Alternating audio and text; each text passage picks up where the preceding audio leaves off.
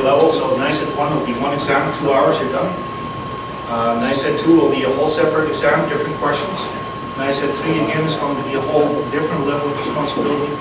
And then you have the NICET 4 level, which will be the expert level in the fire protection industry. That's basically where we're going with this.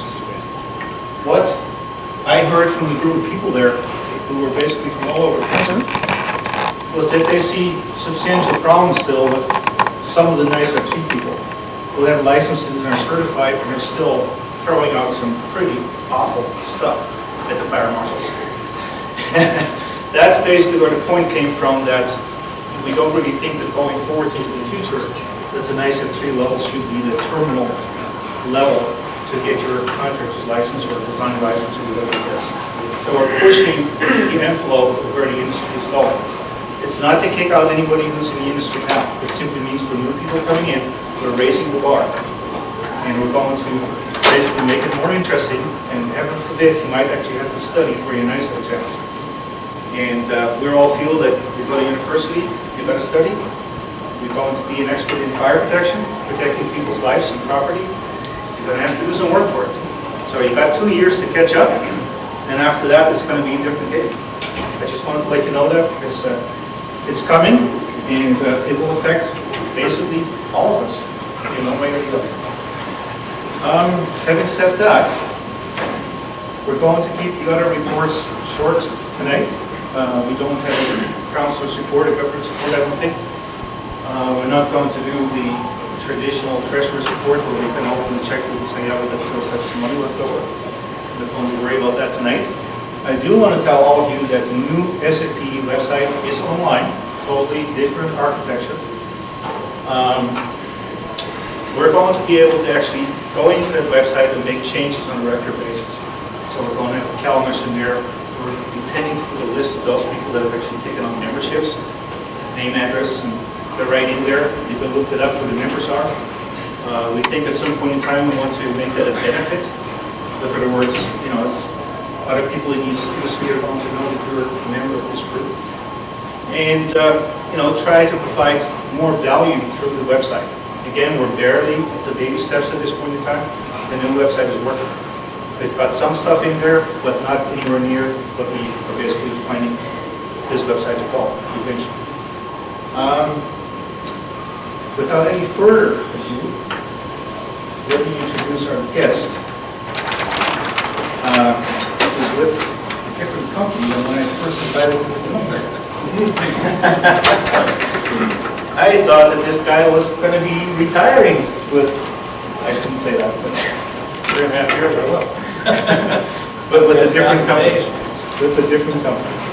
So it took us a while between his last company and his new company to get the verification that the Indeed was still coming tonight, which is why you only got the notification about a week and a half ago. I apologize for that, and I'm sure Bill does too. And then he's going to be here for questioning. And he thinks he's going to have about an hour. About an hour with the presentation. If you have questions in the interim, stop and do it like we're try to remember that later. It's all yours, Bill. Okay. Appreciate it. You're welcome. As Ed said, I've been with Kimgard now for a week. It's a little different to stand up here and not talk to you about national foams.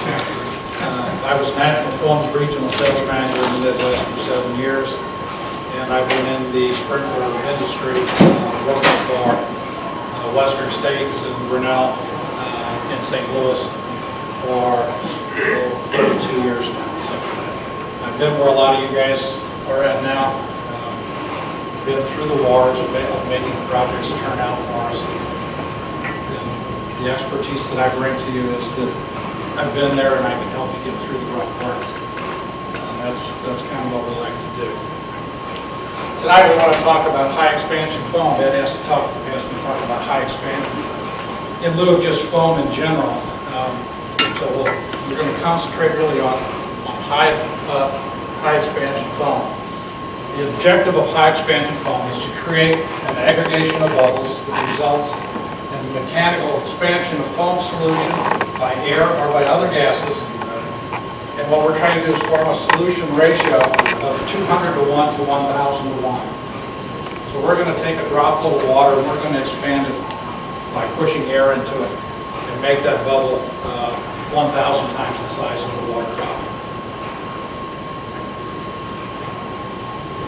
The hazard applications that we're looking at high expansion foams are in-depth coverage of solid fuel fires. We're looking at flooding of large enclosed areas, rack storage, mine shafts, basements, underground passages, cable tunnels, all these kinds of things have lended themselves very well to high expansion foam. One of the new things that's coming out and it's really hitting down in the Gulf Coast area, we're seeing a lot of activity in it down there, is the LNG and LPG protection in the unload pits. And then we're looking at high X for vapor protection. The issues with high X and vapor protection, especially if you're outside, is that the bubble is so expanded that the slightest wind tends to carry your blanket away. So it needs to be down in a protected area, or it's not a good application for high expansion foams. The extinguishing method that this high expansion foam uses is to prevent the movement of air. So we restrict the air that will stop the continuous combustion. We'll convert the water in the bubble to steam. The bubble is 98% water, 2% foam concentrate. So there's a lot of water in there. We reduce that, it reduces the oxygen level and dilutes the air. We will also convert to steam that is an effective cooling mechanism. We use that as a cooling mechanism. High expansion foams, as with any other foams, lowers the surface tension of water. So you get a much better penetration for your Class A fires, woods and papers, things like that. You get a much deeper penetration into the fire source, into the fuel source. And also on the LNG, then what we really get that's a good thing here is a good radiation feedback. You're keeping the heat from coming back in and keeping the fire from reigniting. Personal safety considerations. Reduce spatial and visual orientation. If anybody saw the email that flew around the country a few months ago about the foam test going wrong, how many of you saw that? I saw it about every day for 3 months, I think. In that particular instance, there was a high expansion foam system in an aircraft hangar in Ellsworth Air Force Base.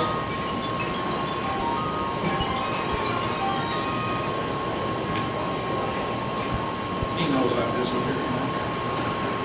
My boss. The problem there was one of the workers was down on the floor, and the high expansion was going. This man thought he was going to die. It really terrified him. But when this blanket goes over, because I've been there, done it, seen it, see what happens to you. You can go from a total blackout situation. We were doing test fires or fires in a simulated ship's engine room down at Texas A&M, where we put on the full gear in the SCBA unit, grab a hose, and charge down the stairs into the bottom of a simulated engine room. And within a matter of maybe 20 seconds or less, the room goes from something like this to a total blackout. You can't see your hand on your mask. Well, like a light out, isn't it? No, that's when the fire starts.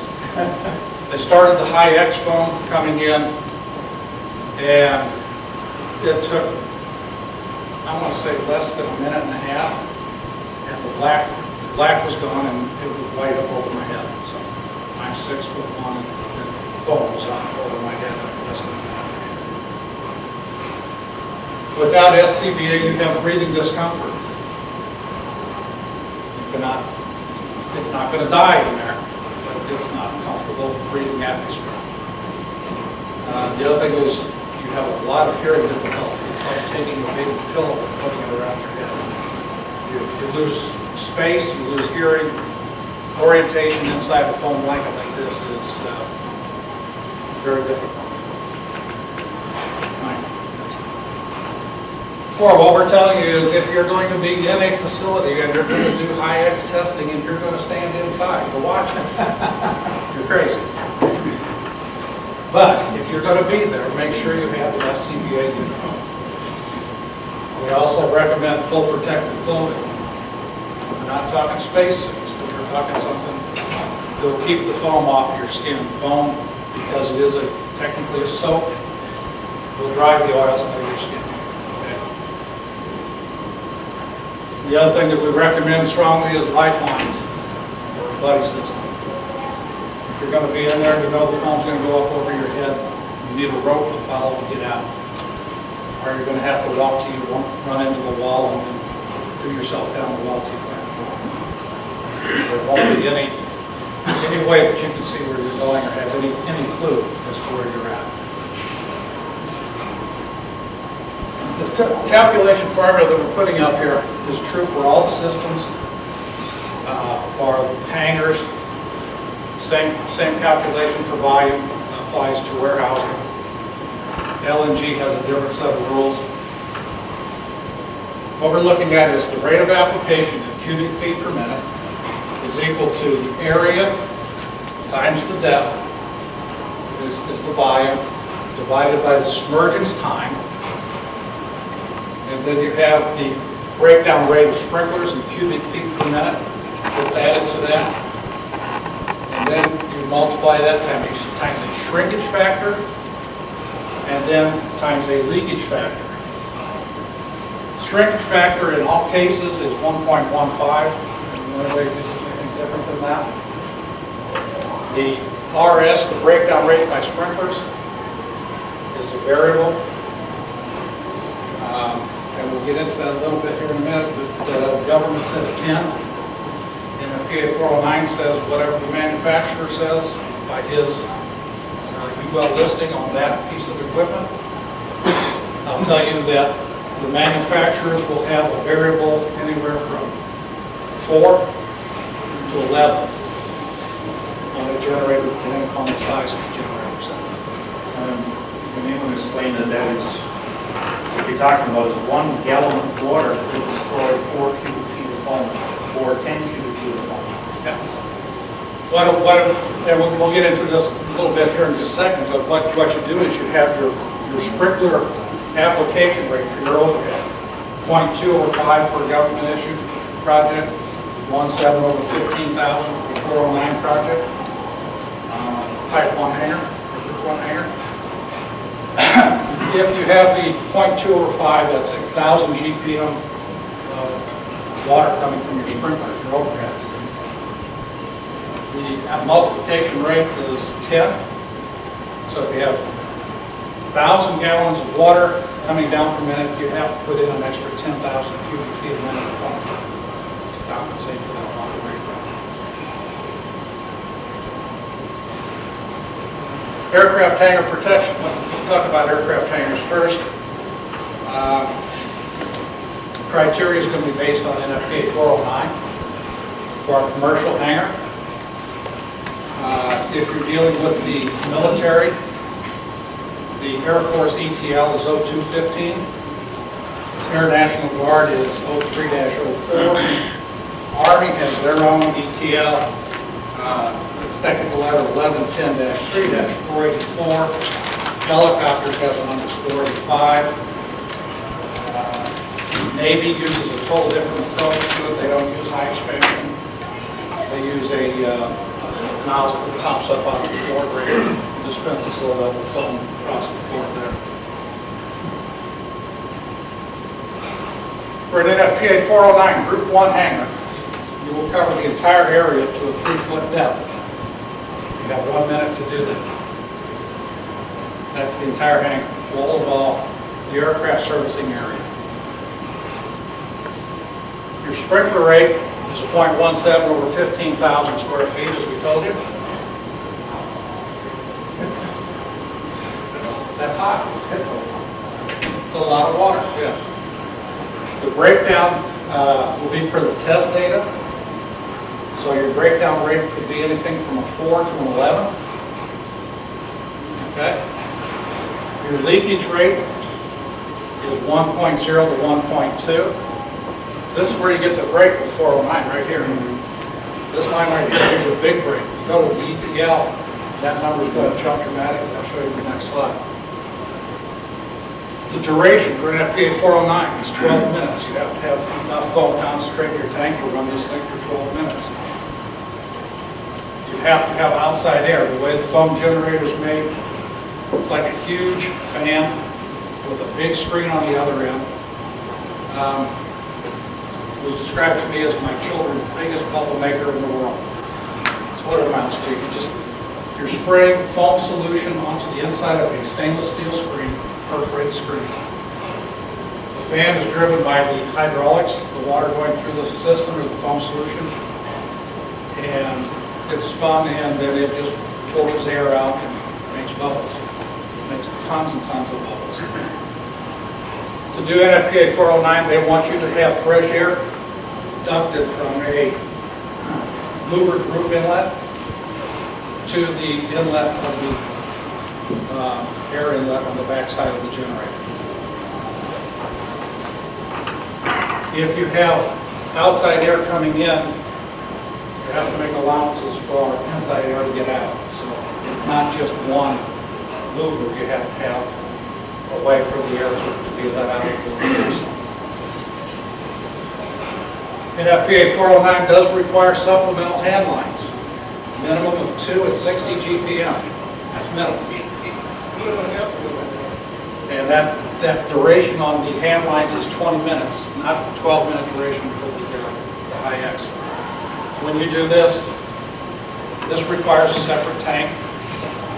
This is not high expansion foam. This is now you're talking back down to low expansion foams, an AFFF. So now you've got two different foams in the building to deal with. The best way to do this is to use the small self-contained tanks with the hose reel mounted on it. You just plop them down on the floor, anchor them, and pipe to them, and basically they're done to fill the tank. That's a done deal. One of the big things with 409, concentrate redundancy. 409 does require that you add another tank, a secondary tank. So you have a primary and a secondary tank. This connected reserve foam tank by NFPA 409 has manually operated valves. There was a time when we used to be able to get away with, if you needed a 400-gallon tank, you put in an 800-gallon tank. Some people said that was good enough. It now says that you will have manually operated valves in a totally separate tank. So you wind up with 2 tanks, some ball valves in there, some check valves so that you're not cross-feeding between tanks. But what it does is take up an awful lot of excess fluid. The connected reserve has to have the same quantity of fill as the primary tank.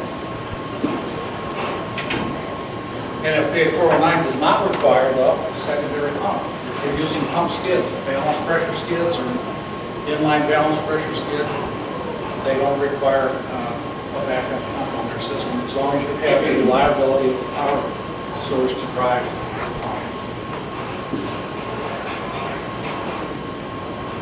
So what you wind up with then with the Air Force, we'll only cover the ETL because the Air National Guard requirement is very similar. No sense in trying to confuse you all too much in one line. The area covered is to 1 meter. The other was 3 feet. This is 1 meter. So you've got to come up with another 3 1/4 inches of foam. That's not a big issue. They give you 4 minutes to do it instead of 1 minute. Where they really get you is you got 1 minute to cover 90% of the shadow of the aircraft. That's the hard part of the test to pass for the ETL. 1 minute you have to get foam covering everything except the ailerons, which are the tail wings, if you want to call them that, and the jet pods themselves, where they extend in front of the front wings, or front of the wings. Those are not considered. What you're really looking at is just the fuselage and the basic wing area. Your overhead then is 0.2 over 5,000 square feet. It's a lot better than 1.7 over 15. Breakdown rate by the Air Force is 10. It is not determined by the contractor's UL listings or his data sheets. It is 10. So when you come up with 0.2 or 5, then you got your 1,000 divided with the 10,000 extra CFM foam required. Here's where they get you. Leakage. If the hangar is 15,000 square feet or less, the leakage rate is 2.0. Whereas on the other multiplication, 1.2 at the top end, we're going to make you double it if your hangar is less than 15,000 square feet. That means you take all the cubic feet that you thought you had, you double it.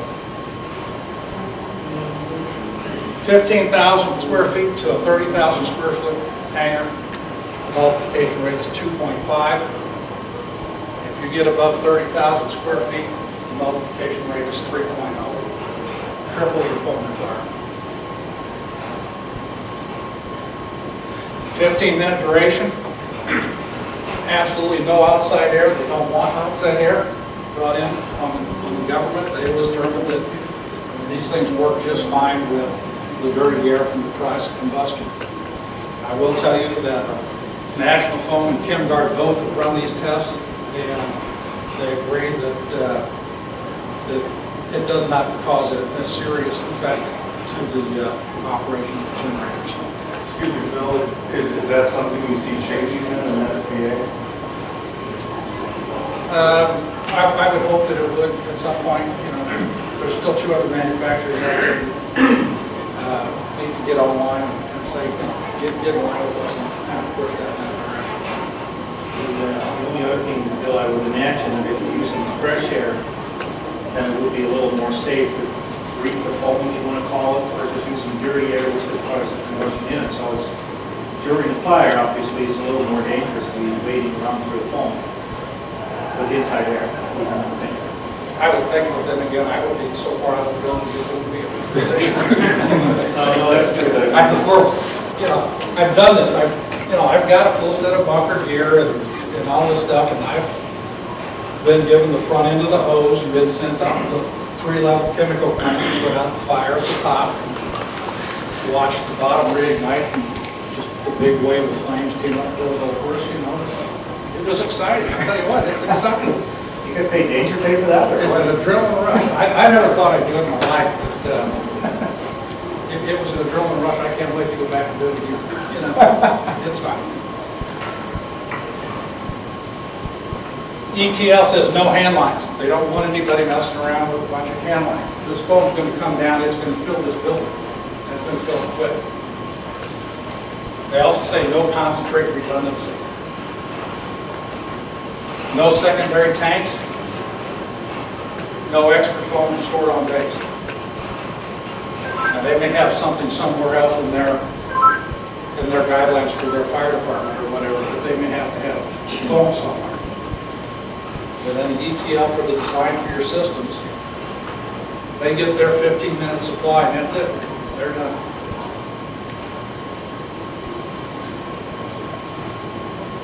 What they will hit you with, though, and it's buried so far back in the ETL that it'll catch you if you're not careful. I think it's back in the electrical section. It's so far off of where you would think to look. If you have a pump in there, you will put in a backup pump. So if you need 2 pumps, you're going to put in 3. And the system has to work with the largest pump out of service. Okay? Now, these foam pumps are basically the same as a small fire pump. They're usually in the 50 to 80 gallon range, something around there. But they have full, either limited service or full service controllers and all the requirements. They can also be provided in diesel format, water-powered pumps. all kinds of things are available to you. As far as the generators, high expansion foam generators are carbon steel. The housing is carbon steel with the red epoxy finish. Everybody that I know makes them the same way, with one exception. Ansel has a little bit different approach to the drive on theirs. Capacity ranges, I've given you a couple of ranges here. First one is National Foam, they're 2,400 CFM to 28,800 CFM per unit. ChemGuard has 1,500 CFM to 40,000 CFM units. The 40,000 CF unit is actually a twin set of 20s mounted on a steel. It's a real strange thing that was custom made for somebody, but they do. And said they make a 40,000 unit. The screen is stainless steel, perforated stainless steel. These things are built for high water retention. National Foam's normal rate of expansion is 350 to 600 to 1. ChemGuard's 300 to 1 to 1,000 to 1. Ansel runs close to 1,000 to 1. Buckeye runs closer to the 350 to 600 to 1. And there's a reason why National Foam and Buckeye are there. And I wouldn't doubt that ChemGuard and Ansel will either reduce their expansion rates. There's a new this new subject, UL subject 139, that's out, is the UL test requirement for high expansion foam generators now. Part of that test is a elevated pan fire, 10 feet off the ground. Very difficult to extinguish that fire if your foam is too highly expanded. You get too much air, your foam gets too dry, heat plume pushes it back, you get pushed away from the fire, you don't get it to flow in, you don't get the extinguishment that you're looking for. ChemGuard, I know, is looking at this now, and I know Ansel is aware of it because UL has sent out letters to everybody saying, you guys got to fix this. That's pretty much it for aircraft protection. Do we have any questions about this part before we go into LNG stuff? I know that's an awful lot of information for 20 minutes or 30 minutes there. Yeah. The leakage factor, is that associated with the generator? There's something. The leakage factor? Yeah. No. That's more like goes to a door that's open, like an adjacent. Leakage factor, the military assumes that the aircraft door will be open. Okay. So they want this huge 3.0 multiplier. In other words, if I needed 20,000 CFM to do the hangar, I'm going to put 60,000 in there because they're going to assume that that door is open. The nice part about it is, is everybody in here from the government? When you do the test, they close the door. They keep the door closed and they don't run the overhead. So now you have no leakage, you have no breakdown, you have no issues, and you wind up with usually about 12 to 25 feet of foam in the hangar. Depending upon how long they make you run. Everybody started yelling pretty quick after a minute and a half. Yeah, and we get done with this, I will put in a video for you to show you an actual test that was done at Minot Air Force Base on the B-52 hangar. We'll show you the actual test and how fast this stuff fills up. What was that building? It was just over 30,000 square feet. 34,000 square feet. So just to reiterate then, the 409, one way to look at it is the 409 systems protection requirements are basically for the commercial aircraft that would have to be protected at particular aircraft. Whereas for anything non-military, it seems like a lot of disparity between the designs. There's absolutely no correlation between them at all, except that you're using high expansion foam. You know, the government has chosen to figure out their own, what they think is the right way to do it for their aircraft. Yeah. Yeah, go ahead. I just asked Ken Lane this question, of course, he provided me the answer, but LNG, you want to tell everybody what that actually means, just in case people don't know. It's really cold stuff, liquefied natural gas, okay? You will see it shipped into the Gulf Coast region. So on huge refrigerated ships, comes in from Venezuela and the Middle East. These things will carry, I'm trying to remember how many million gallons of this stuff they carry in at a time in the ship. And it has to be refrigerated to some hellacious number, 70 below or something, to keep it cold enough so it doesn't revert back to a vapor. So if the cooler goes out, everybody jumps overboard and gets the hell out of it. That's what all the names come out. When we're protecting LNG, what you're really protecting here is the unload pits. Okay? These are usually huge concrete pits made out of concrete. And what you're going to have to provide then is an automatic detection, initiation and alarm systems. These are all automatic. These are not manual systems. There's no waiting for the fire department to hook up to this. To do a foam LNG, you have to have a replenishable foam system. It eliminates the use of a bladder tank. You have to use balanced pressure skids to make this work. Okay? With a balanced pressure skid, you have an atmospheric cross-linked polyethylene tank. You can continue to pump foam into that tank and let your foam pump suck it out and push it through the system. Well, have you ever seen one of those along facilities? What is in that pit? Are we talking about just the equipment that pumps it enough to load it, or is this pit big enough for a whole? The pit is big enough to hold a vessel, not a whole vessel. It will hold what they anticipate is the maximum spill that they would anticipate from that vessel from their underwriting operation. Which basically, if I have it right, those vessels are the ones with the round cylinders. Yes. So it's got to be equal to one of those big round container vessels. And how much is that? It's got to be huge.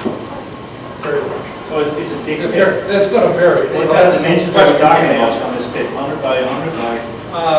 No, they're 60 by 180, 5 feet deep. Well, you have to have 5 feet from the top of your expected LNG spill. You have to have 5 feet of elevation in your pit above that level. So if you think there's going to be a foot of LNG spill, you have to have a 6 foot deep pit. Okay? You have to have reserve concentrate. When we get into the design for this, you're going to see that these things here are really hard to figure out how much you're really going to need. So you got to just have a whole bunch on site. Like this job, right? I love it. I'm looking for retirement money. So come on, let's do some of this stuff. You will have manual overrides for your systems. If there's if there's an automatic valve, you have to have a manual means of operating it. You will have backup power. It's not an option, you will do it.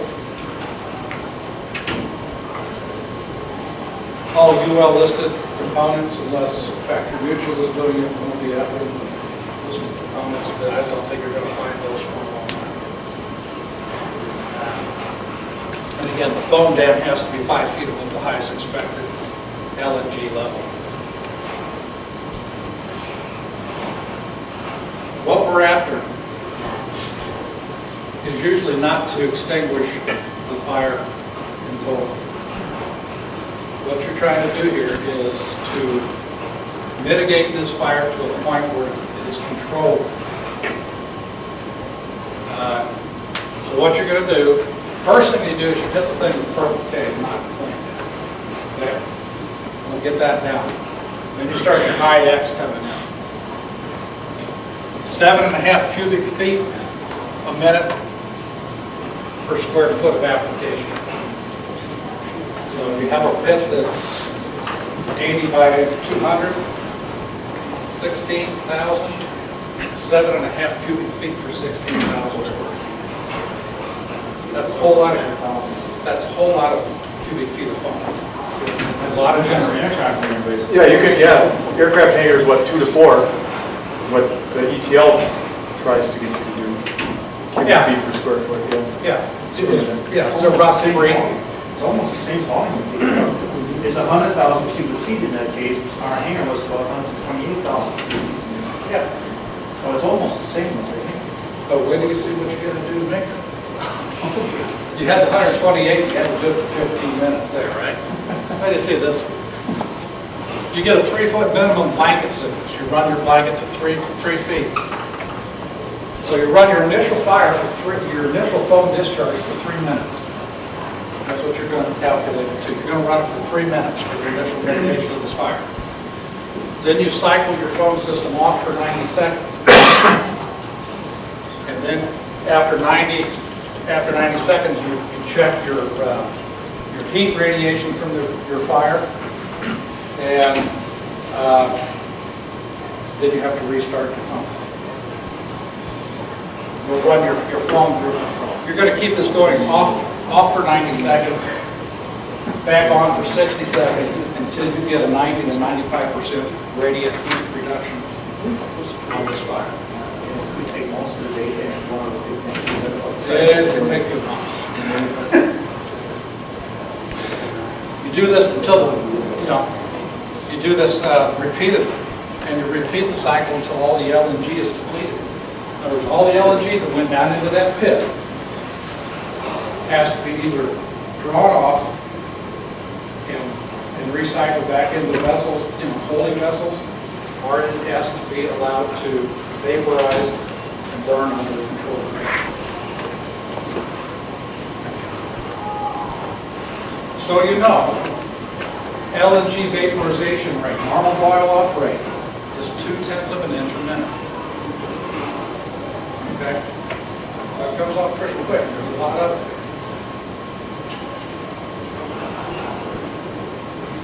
Determine your square footage of your hazard. You have to figure out how much LNG is going to be there. And that's going to be done in relationship with the LNG facility, people who are running the facility. That will determine your total system runtime. You have your evaporation rate of 0.2 times the depth plus 3 minutes, and that accounts for a cycle of 1 minute or 1 minute on and a minute and a half on. After you do that, you can determine your total system output rate based on the 7.5 cubic feet a minute over that square foot area. Then you can start looking at the number of generators required. 2 is a minimum. Even if you have a small pit, put 2 generators in. Usually these generators on the LNG are not the 25,000 variety. They're more in the 6,000 to 8,000 size, because they want them spaced around the area to get a lot down in quickly, so they don't have a lot of basic overuse with the vapors. What will happen with LNG vapors, they will come up out of that pit, and they will run down and get to the first place that somebody comes on the radio or light switch, and then you light up half the town. Once you get the number of generators, you select your generator based on the capacity and the quantity, determined all the upper steps. That will determine your system solution flow. You refer to your generator performance curves to get the solution flow. And then you can determine the foam concentrate requirements. Solution flow times proportioning percentage is 2% on the high X bar. Most of the companies, I think the answer is 2 3/4, if I'm not mistaken. Times your runtime. And that runtime can be expensive. You determine your replenishment logistics. Are you going to have reserve tanks?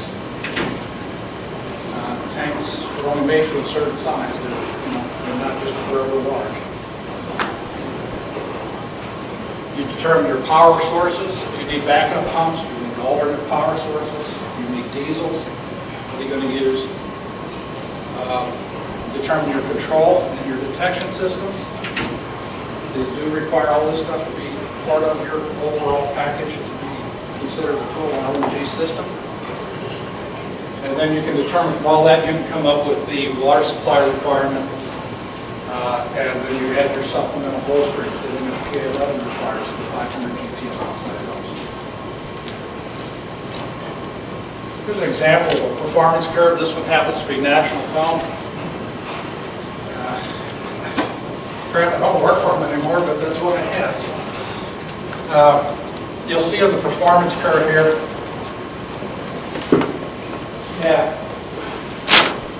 let's take the 60 PSI, inlet pressure. That's the inlet pressure at the inlet into the generator. That's usually a 2 or 2.5 inch groove inlet. At 60 GPM, this is a 22,000 CFM generator. At 60, it will produce 18,000 CFM. 22,000 at 100 PSI. Okay?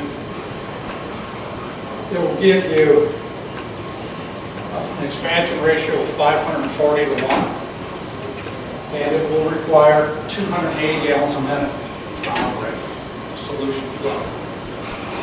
The 280 gallons is 2% foam and 98% water. If you want to cut it that close to figure that you can take the 2% off to shave a little bit off from the water supply, I think you're crazy for doing it. You know, I would just multiply the 280 times the total flow. That's water. That's not a big issue there. On the generators in those pits, do you put any kind of redundant generator in or something? No, they're just multiple. They're multiple generators. You don't have to have backup here. When these generators are UL tested, there's a fire management test that has to go through. One of my CDs will show you the fire engine. Where they actually change the generator up from a beam and set it in a direct flame for an extended period of time and have that to function. I was just thinking about that one incident that we had with one of those. You still remember where the hydraulic motor came apart?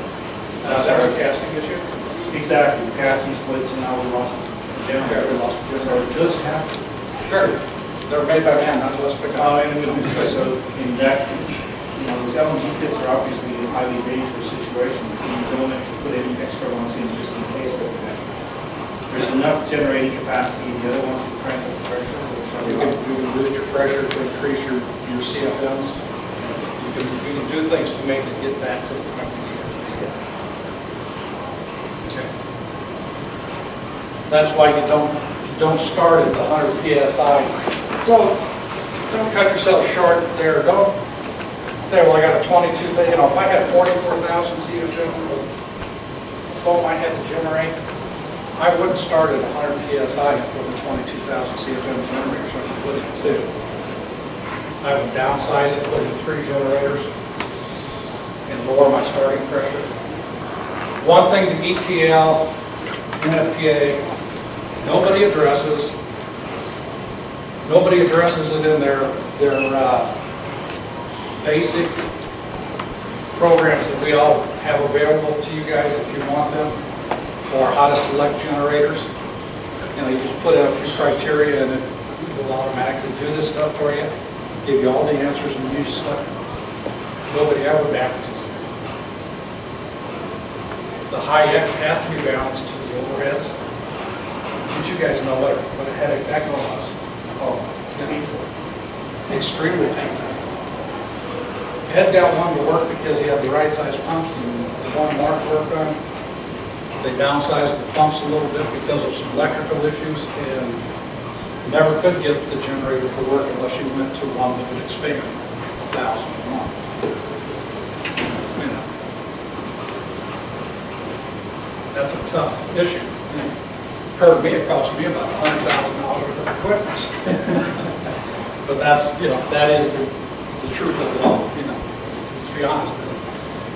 You have to do what you have to do sometimes to make it work. That particular issue, the engineer should have changed the power source and given them the right size pumps for the project instead of downgrading the fire pumps to meet a inadequate water supply. If we talk about total flooding systems, warehouses, tunnels, basements, cable tray tunnels. We've put some of these together for people in Pennsylvania where the cable trays drop down from the powerhouse and go under the river and come back up on the other side. They wanted foam to fill that area. The drop was about 50 feet down and then across and then back up. So, you know, all these things can be done. These are not difficult issues. Total flooding systems, we do require a permanent enclosure around the hazard. You can't do it in an open space. You can't do it out in front. Although, I will tell you, we have done, we did some tests to kill chickens. Avian flu. Everybody was afraid the avian flu was going to come. And, you know, we were all going to die from avian flu. So they actually had us flood a chicken house with high-X foam and just pack it in there until you killed all the whole chickens. I think I wrong. It works. It wasn't fair to the chicken, but that's the way they did their, you know, that was the chicken test. It was a government sponsored test. The concerns for avian flu were very high at that point, you know, which has not luckily turned out to be that big of an issue. Not yet. Not yet. It's still coming. There you go. You have leakage considerations, just like you do on the hangars. But with this, you're going to use the 1.1 to 1.2 leakage factor. Most of this is going to be, there's, you know, an open window or a man door. Venting requirements. You have fresh air come in, and you will with this, fresh air comes in. The compressed air, the extra air has to be vented back out. Doesn't have to go through a one-to-one vent, you know. You can have a big wall vent or something like that to allow that excess air pressure to escape the building.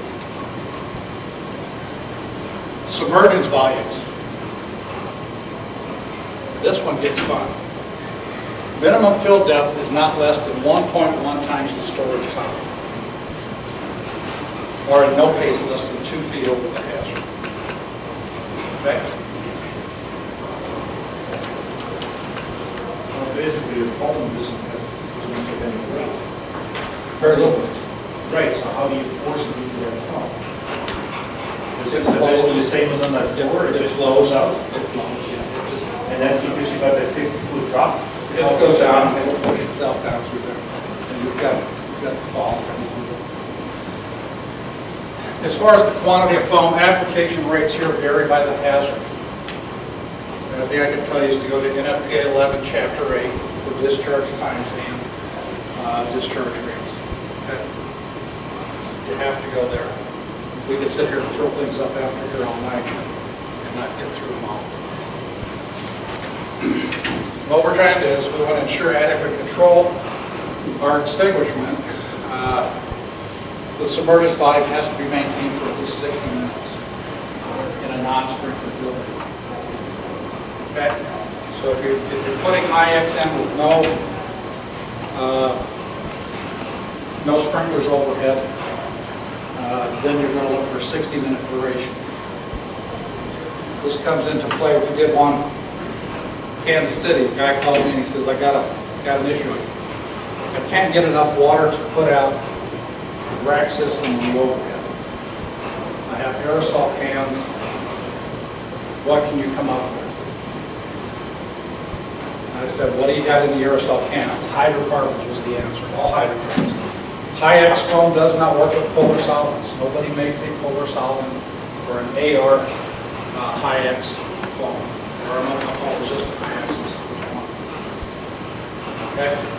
So when you deal with hydrocarbons or solid fuels, this is good stuff.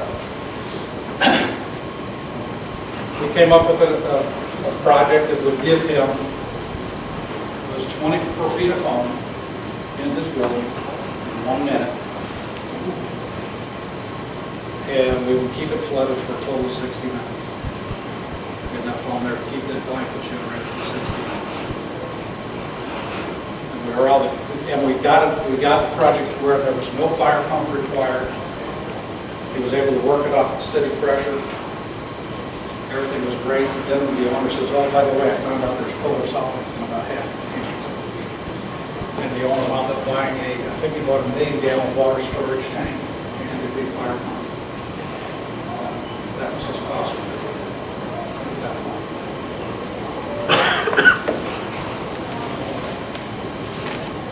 When you only have flammable liquids and not solids, these time frames can be reduced. You have to refer to the letter on that. Okay? The storage over 20 feet. Take a standard 100 by 100 square foot building. It's 10,000 square feet. Storage height is 25 feet. Because you have to have a minimum of 2 feet over the storage. Now your 1.1 rule. Anything over 20 feet goes to the 1.1 rule. So your depth is 1.1 times the storage height of 25 feet. So now you got to have 27.5 feet of foam in this building.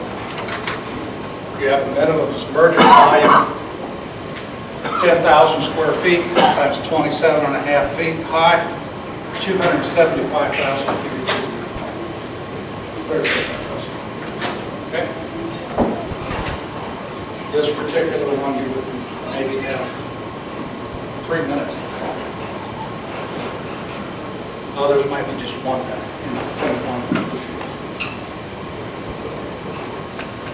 When you're less than 20 feet in the same building, same 10,000 square foot, your storage height will drop to 15 feet. Now you only need 15 plus 2 feet to get that minimum 2 feet over storage. So you're at 17 feet, so now you're looking at 170,000 feet. What do they typically store in buildings for the first time? Roll paper, tissues, roll paper. We've had people do it with flammable liquids. And they're basically, mentioning this tissue or roll paper, you basically tear off the stuff to save the building. Yeah. Yeah, it's like going back to the old days of aircraft hangar protection back in the early 60s or 70s. You threw out the airplane and saved the hangar. Nowadays, you let the hangar burn down and save the airplane. My God, that thing costs 10 times what the hangar did. So the main objective in aircraft is to protect the aircraft. Here, the inventory is probably worth a lot less than the building and the racks and everything else you have to store. It's a cost issue. Let's take this example. 100 by 100, 25-foot tall building. Storage height of 13 feet. We're doing unprotected steel, non-sprinkler building. The hazard here, we're going to use rolled tissue, so you have low density conditions. Okay? Minimum fill is going to be 15 feet, so you're going to need 15,000 cubic feet of foam. Submergence time here is 3 minutes for this particular combustible. You have a 3-minute fill time. That's off table 813.4 and table 11. So your discharge rate then is 150,000 divided by 3, because you got 3 minutes to do it, times 1.15, which is your shrinkage factor, times 1.2, which was your leakage factor, and you come up with 69,000 cubic feet a minute.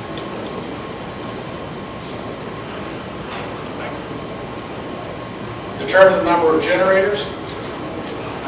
Select the generator that's going to give you the best CFM and pressure and solution rate off of those charts. Sometimes a bigger generator works better than a small one. Sometimes the bigger ones are less expensive than the small ones. And then call me. That's the end. When it's all said and done, call me. I don't have cards yet, but I've only been with this company for a week, so I have to throw this up here. If you need to contact me, there's all my contact information right there. I'm glad to answer any questions anytime. Cell phone's on 24/7. That's my life. It just is what it is. And I'm more than happy to come to you, answer questions, put you in touch with our chemists if you have chemical questions. Whatever it takes, we will get you the answers you need and do it just as quick as we possibly can. Yes, sir. Couple of questions. One, that if you're trying to protect old paper or tissue paper, what kind of damage is the foam going to do to the tissue paper? It's got to get it up. Because it reduces the surface tension of the water that's there. Now, you've expanded this building. You have a lot less water in this than you do with an overhead sprinkler system and MRACs. You have a lot less water than you would with a low expansion foam. That's the idea of high excess. You get the same fire protection, but not near as much of a water requirement. But it does lower that water, the surface tension of the water, which allows it to penetrate the paper products a lot deeper. Wood products, it will penetrate. Paper products and things like that, you're going to ruin the product. You really are. Again, you're saving the building, but... Save the building, yeah. Okay. Another question, you were talking about the LNG. Yeah. It's basically a truck unloading thing, correct? Most of them are shipped on loads. Okay. And they're unloading it into the spheres at the terminals. And then it gets piped. There's, for all I know, we're standing over a 20-inch main. Well, we are. But then that was my question. Thank you. Because I'm thinking of an installation in town here where it's an underground piping system. Now, you're talking about the terminals. Right. They're going to load it into the trucks for... Right. So are there other areas in those type of, where they've got big load, where they're vaporizing it, compressing it into gas, and back and forth? They have, the whole LNG thing is so new that there really was no standards written until just recently on how to really protect it. It's been trial and error with some of the foam companies. It was done initially with people from Europe. They did a lot of testing down at Texas A&M where they actually built a small-scale pit to do this, and a lot of LNG was vaporized, and a lot of money was spent to find out what really worked. What they're after is the large ship unloads. These ship unload facilities are being built in California, Southern California, Baja. They're being built all along the ship channel and the southern coast of the Gulf Coast, around and then up the eastern coast. We haven't seen any plans to build any yet through the Great Lakes. It just amazes me that they don't. I would think that they would bring those same huge cargo ships into the Great Lakes and do the same thing here. So at some point, it wouldn't surprise me to see one of these facilities up here in your area. When that happens, you have to be prepared for very large fires with very high rates of heat release. These things are absolutely frightening to be near. And I don't care who you are, how many fires you've been in, these things are scary. Well, it's just possible, any shipping coming into the Great Lakes has to come through St. Lawrence River and down a canal system. And with there's populations of all sizes, right downtown big cities, that's maybe the big reason why they're not doing it yet. It could be, Not saying but they're building the unload stations right in these big cities too. They're not being built out in the boonies along the vacated coastlines. They're building them right there along the edge of town. I'm surprised California's so long time.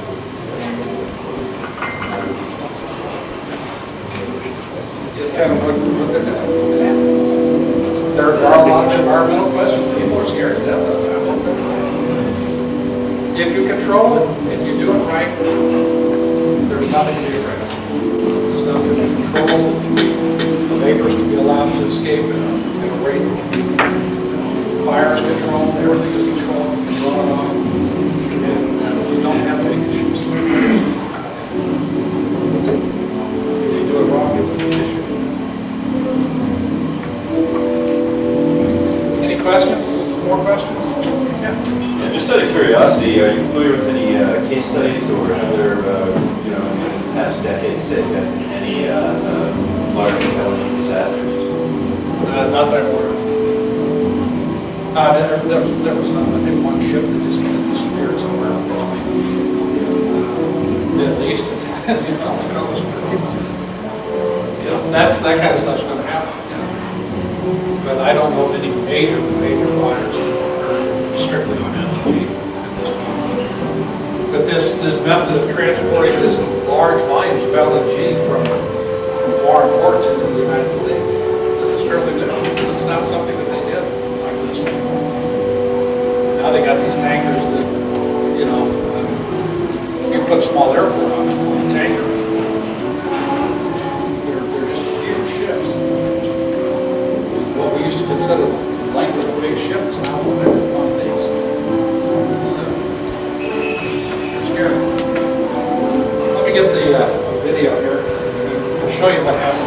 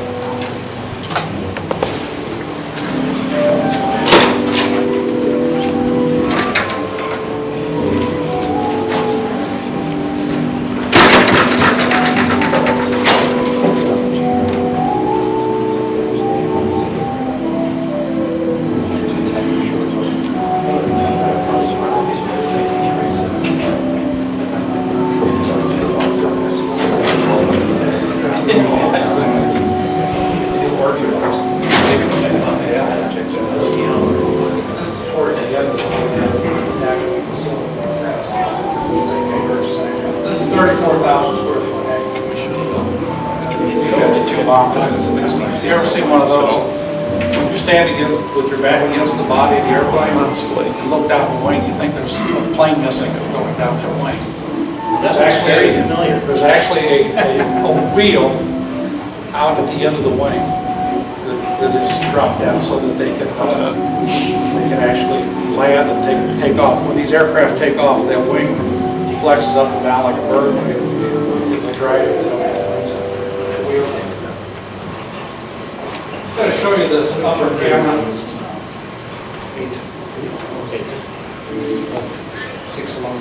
That's Julia RFS fire up in Minot. Who's up with the bucket? I was on top of the office, the safe place. I was out there with them. Is this a wet system or a free action for the overhead? Free action. Ooh.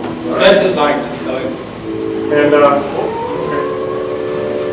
What you're going to see here, the water started to discharge and you're not getting foam.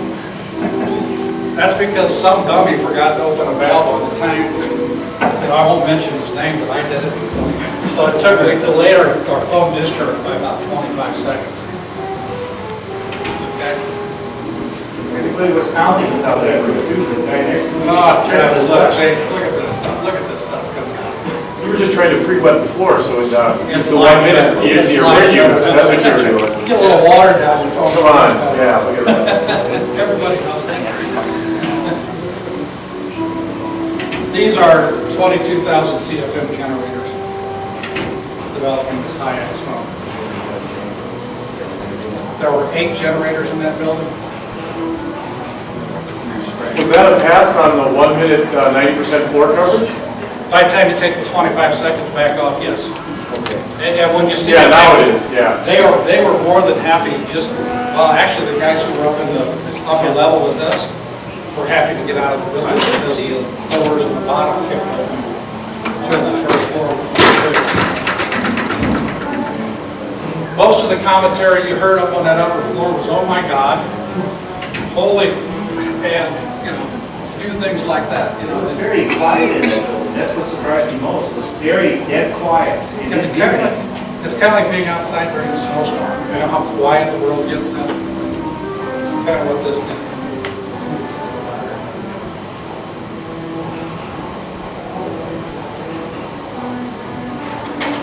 What we're trying to get here is we're trying to get that 1 meter depth of those far corners, the front corners of the hangar. On that ladder, there was a tape run around it to mark 1 meter in depth.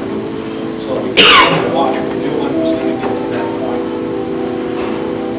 Is that radiation heat I see? Yeah, yeah.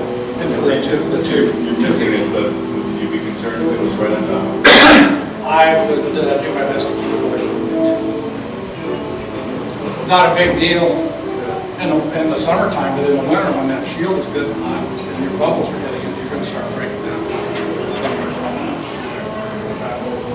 That's the one, the red tape is the 1 meter look, actually.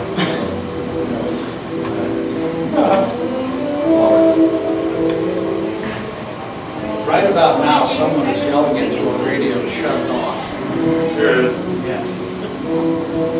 And, because we hit the 1 meter on this back corner here. And what they did is they let the water continue to run for a few minutes until they panicked about that and said, shut everything down. This is just continual flow from flushing out the piping. You see how much the generator is looking like a big bubble machine. This would make Lawrence Welk very happy if we didn't know not to that.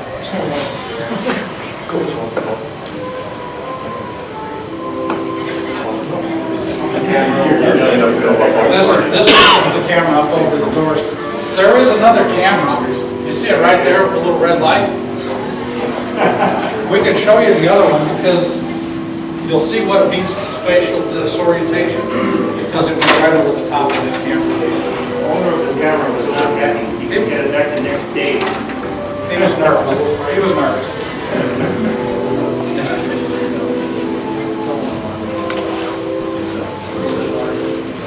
That's just water now. Just cover. That's just flushing.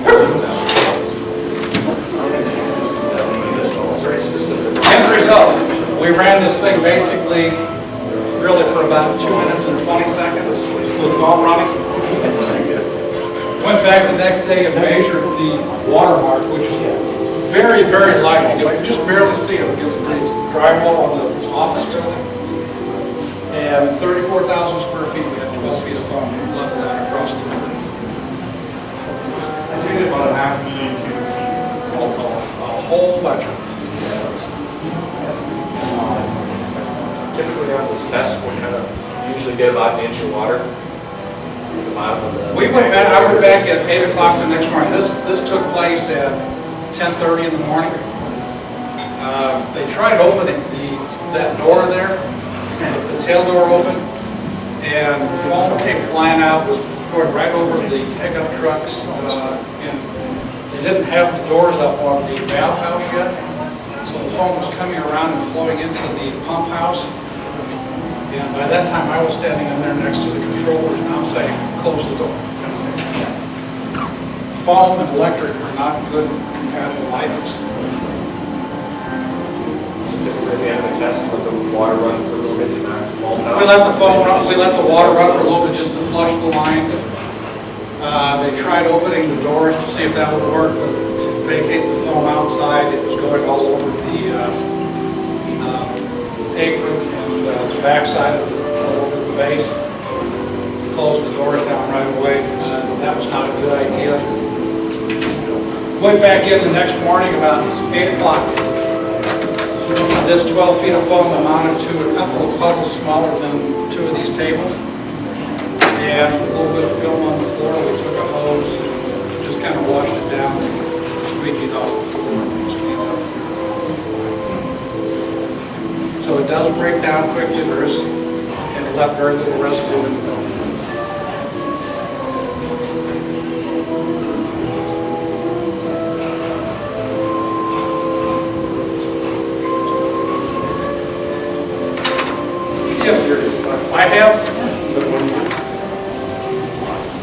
We have design manuals with all the data sheets and everything in it available. Impossible for me to haul it all up here. If you would see to it that I get one of your business cards before you leave, I'll ship you one of these. If you have an interest in having one, you know. I don't want to carry that one back. I kind of promised it.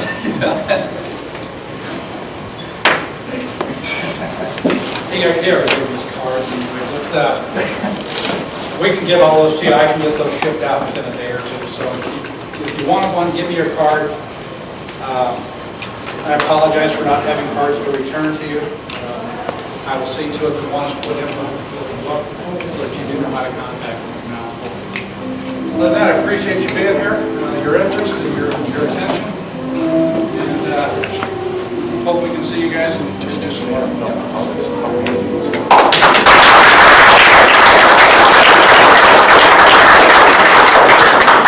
Well, I'd like to thank Bill very much for coming down on this short notice with the new company and all. Obviously, Bill and I had worked together for a couple of years, and I knew that he had a few interesting things to show you guys, and that's kind of why I invited him to come here. Thank you very much for coming.